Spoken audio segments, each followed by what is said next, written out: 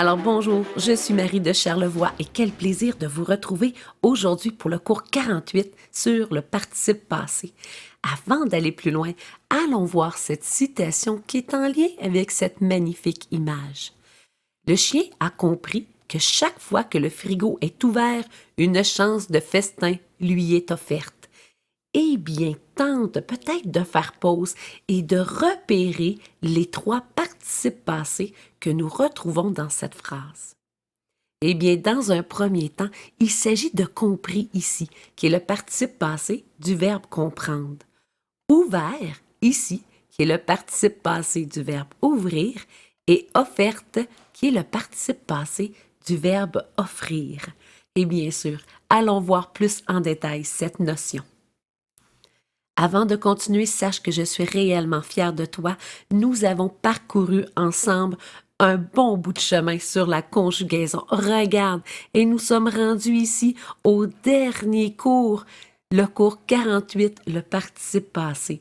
Et je te rappelle que tu peux faire pause et aller télécharger les notes de ce cours sur Marie de Charlevoix. C'est réellement une très bonne stratégie.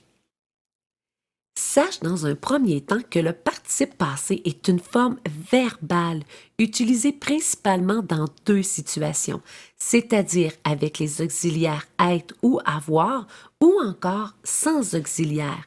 C'est ce que nous appelons un adjectif participe. Eh bien, avec les auxiliaires être et avoir, eh bien, il sert à former les temps composés, comme le passé composé, le plus que parfait, le futur antérieur. Regarde ici. Amy a mangé du chocolat. Alors, nous avons ici le verbe manger au passé composé. Nous avons l'auxiliaire avoir suivi du participe passé. Et lorsque j'écris PP ici en abréviation, il s'agit du participe passé. Ils étaient arrivés avant le coucher du soleil.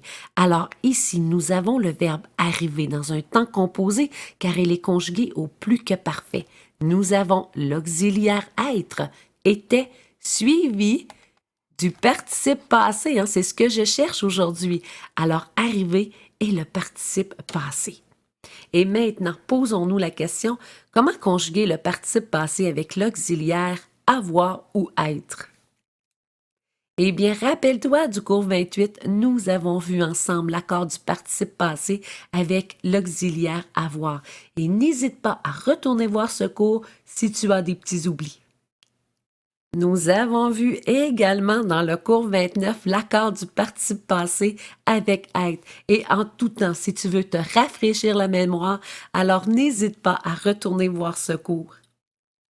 Et maintenant, le participe passé sans auxiliaire. Eh bien, dans ce cas, il s'agit d'un adjectif participe. Il s'accorde donc comme un adjectif et nous avons vu, rappelle-toi, dans le cours 26, l'accord de l'adjectif. Allons voir l'exemple. Fatigué par la longue journée, Louise s'est endormie rapidement. Alors, fatigué ici est le participe passé du verbe fatiguer et il s'accordera comme un adjectif. Posons-nous la question, qui est-ce qui est fatigué? Alors, c'est Louise, féminin singulier. Le participe passé fatigué s'accordera donc féminin singulier. Surpris par la nouvelle, l'ambulancier ne sut quoi répondre. Alors, surpris ici est le participe passé du verbe surprendre. Et posons-nous la question, qui est-ce qui est surpris? Il s'agit de l'ambulancier, masculin, singulier. Alors, surpris s'accordera masculin, singulier. Prenons maintenant le temps de regarder le tableau des terminaisons des verbes au participe passé. Eh bien, dans un premier temps, pour les verbes réguliers, évidemment se terminant par ER ainsi que le verbe aller, eh bien, la terminaison du participe passé sera E accent aigu. Pour les verbes irréguliers, se termine par IR, alors la terminaison se terminera par I. Pour les verbes irréguliers se terminant par IR, OIR ou RE, alors là, tu as plusieurs possibilités. Alors, soit que ton participe passé se termine par S, par U, par I ou par T. Allons voir des exemples de participes passés conjugués ici au masculin singulier. Alors, le verbe aimer, E accent aigu, le verbe finir au participe passé fini, pris, S, vendu, U, dormi avec un I et dit avec un T. Et si ces participes passés étaient conjugués au féminin singulier, eh bien, nous ajouterons un E à chacun de ces participes passés.